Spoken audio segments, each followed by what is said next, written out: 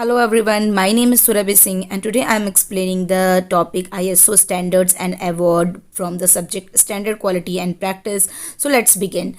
ISO standard जो basically आपका standard था जो कि एक ऑर्गेनाइजेशन के थ्रू डेवलप हुआ था, जो ऑर्गेनाइजेशन आपका कहाँ बेस्ड है, स्विट्ज़रलैंड की जिनेवा में बेस्ड है। सबसे पहले आपसे पूछा जा सकता है कि ISO का फुल फॉर्म क्या है। तो ISO का फुल फॉर्म है international organisation for standardisation.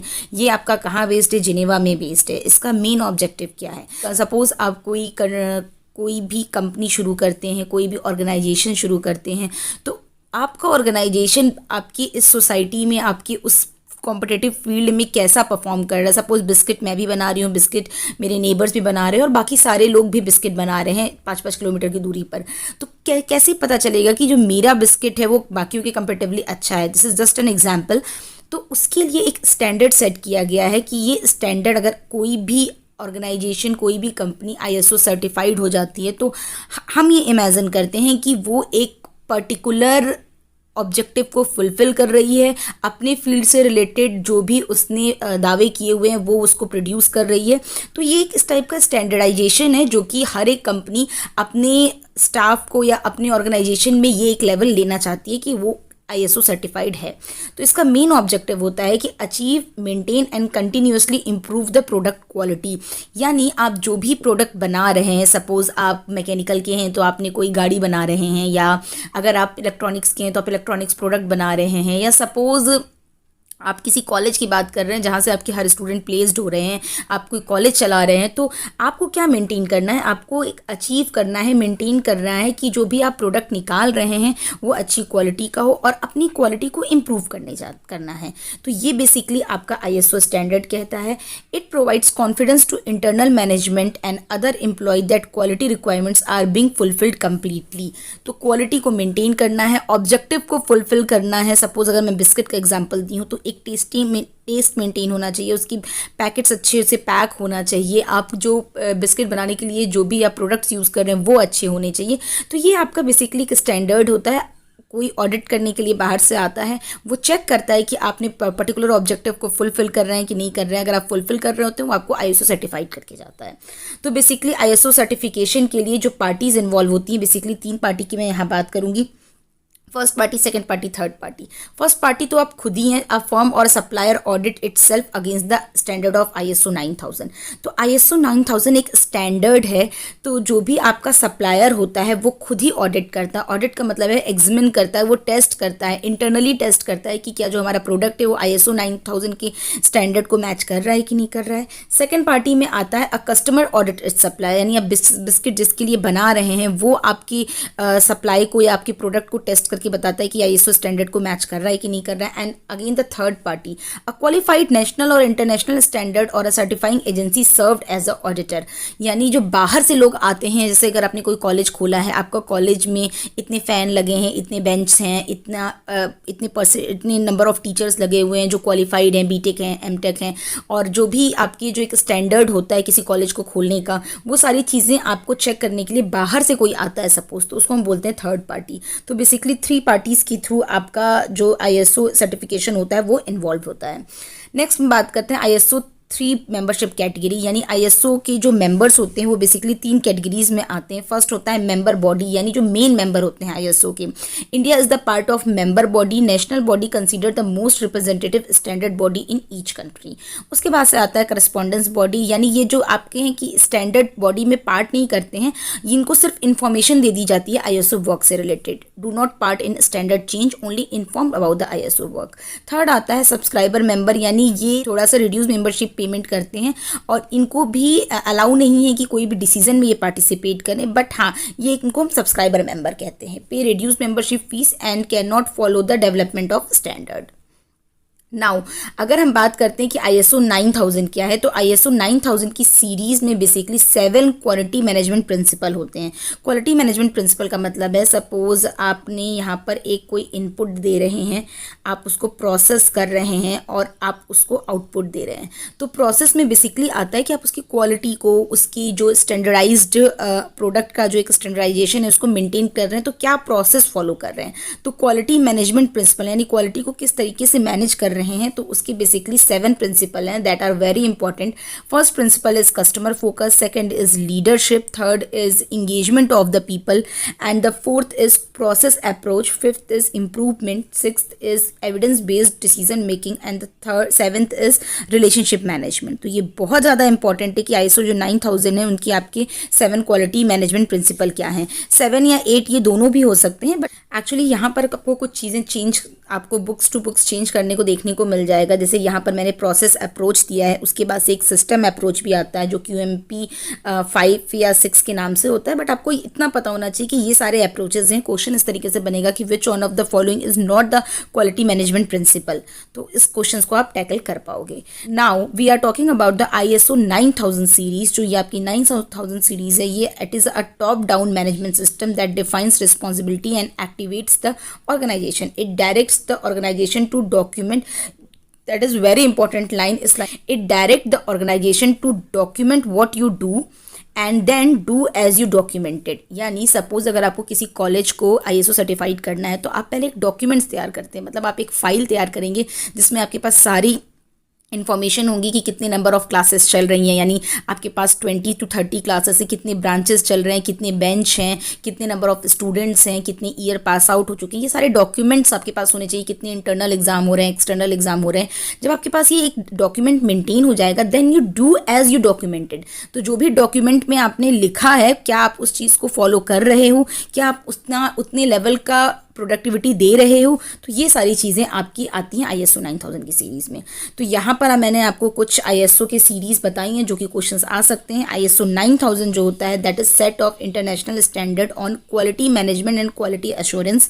Second आता है ISO 9001 quality system model for quality assurance, design, development, production, installation and services.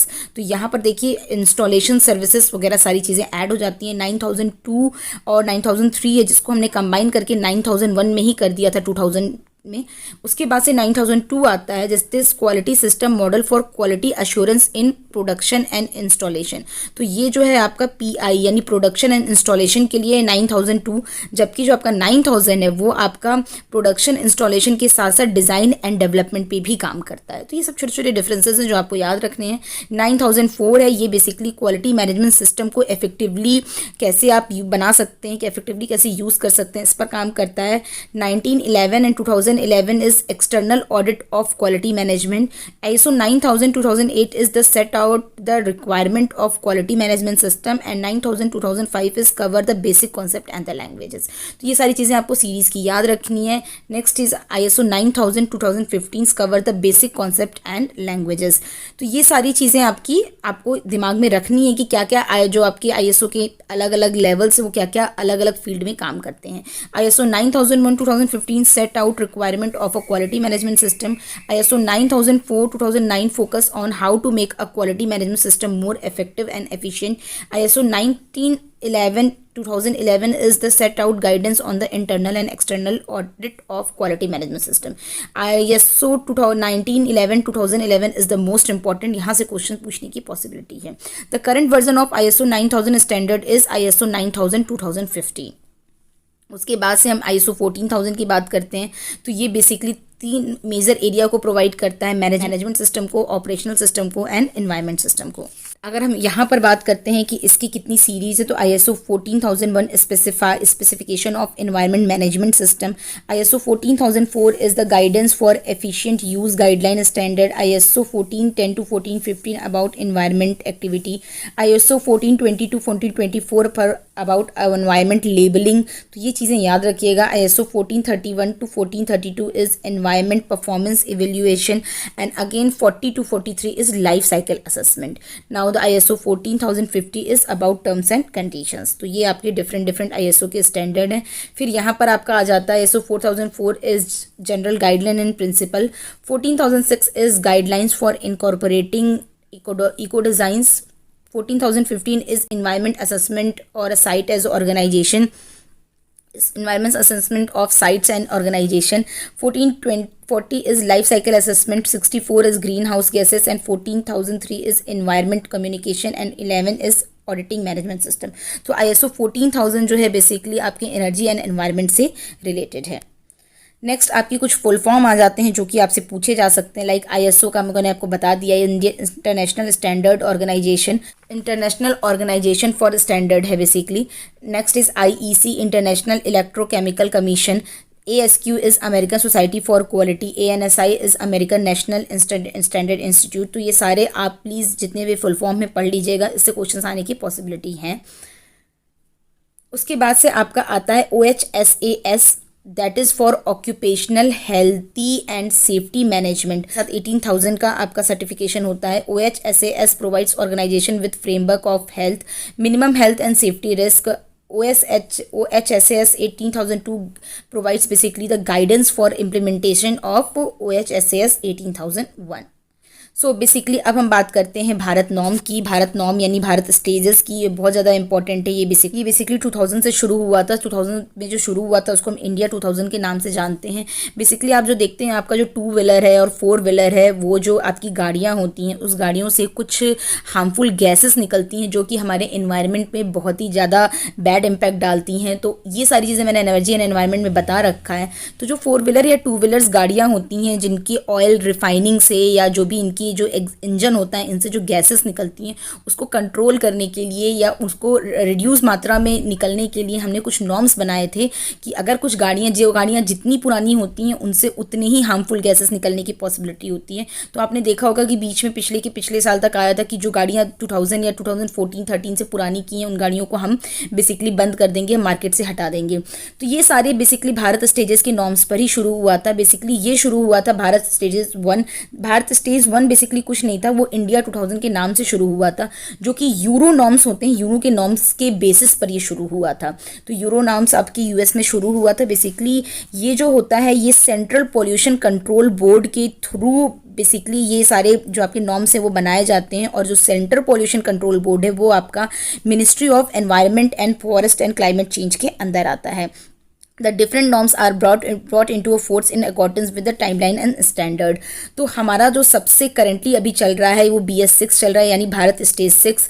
थोड़ा सा इसके बारे में जान लेते हैं, हेल्पफुल होगा। तो भारत स्टेज जो आपका 2 था, वो बेसिकली भारत स्टेज 2 आपका 2001 में आया था, जो कि NCR और मुंबई, कोलकाता, चेन्नई कुछ ही सिटीज़ में लागू हुआ था। उसके बाद से आपका जो भारत स्टेज 3 आया था 2005 में, वो आपका NCR सिटीज़ और 11 सिटीज़ में लागू हुआ था। जो भारत स्टेज 3 था उसका मेन जो एजेंडा था वो क्या था कि हाइड्रोकार्बन जो गैसेस निकलती हैं गाड़ियों के थ्रू उसको कम करना है, जो आपके नाइट्रोजन के ऑक्साइड लेवल हैं उनको कम करना है। तो on such provision is the onboard diagnostic system that can indicates mall functioning of emission control and engine performance. तो बेसिकली जो भी इंजन की परफॉर्मेंस है उसको सुपरवाइज करना था और उसमें हमें चेक करना था कि कितनी quantity of hydrocarbon and NOx बाहर निकल रही है। With this and other specified add on system complete graduation to EO 3rd level can be attended। So low emission level in BS3 norms is only necessary but not the sufficient। तो जब उसके बाद से BS3 के बाद हमारा BS4 आया 2017 में, तो बेसिकली इसका भी एजेंडा था कि जो आपकी हार्मफुल गैसेस हैं उनको आपको रिड्यूस करना है। BS5 हमारा बीच में आने वाला था, बट अब ये स्किप्ड हो गया। इसलिए स्किप्ड हो गया क्योंकि ऑलरेडी हम जो यूरो नॉर्म्स को फॉलो करते हैं वो ऑलरेडी यूरो 6 लॉन्च कर चुके थे 2018 तक आपका। तो BS5 को स्किप करने के बाद हमने सीधे BS6 को लॉन्च किया, यानी BS4 के बाद भारत स्टेज नॉर्म्स के बाद हमने भारत स्टेज 6 को लॉन्च किया 2020 में। तो ये सारी चीज़ें आप ध्यान रखिएगा, ये सारी चीज़ें बहुत इंपॉर्टेंट हैं जो आपकी प्रीलिम्स के पॉइंट ऑफ व्यू से पूछी जा सकती हैं। कौन सी हजार्डियस गैसेस हैं जो कि आपकी पेट्रोल इंजन के थ्रू आ रही हैं, like carbon monoxide emissions are more evident in petrol engine. Hydrocarbon emissions are which are again more prevalent in petrol engines. NOx यानी emissions are nitrogen oxide emissions which are more prevalent in diesel engines. तो diesel engine से ज़्यादा निकलती हैं। Particulate matter again more prevalent in diesel engine. तो इन सब चीज़ों को हमें कंट्रोल करना है। इन सब चीज़ों का अगर हम लॉन्ग टर्म में इफेक्ट देते हैं तो ये हमारे लंग्स के लिए बहुत ही ज़्यादा प्रॉब्लम करती हैं, रिस्पायरेशन के लिए बहुत ज़्यादा प्रॉब्लम करती हैं। तो ये सारी चीज़ों को कंट्रोल करने के लिए ही हमने ये भारत स्टेजेस नॉर्म्स बनाए थे। होपफुली आपको ये सारी चीज़ें समझ में आई होंगी। अगर आपको ये सारी वीडियो समझ में आई हैं तो प्लीज़ चैनल को लाइक कीजिए, सब्सक्राइब कीजिए और मुझे ग्रो करने में हेल्प कीजिए। Thank you.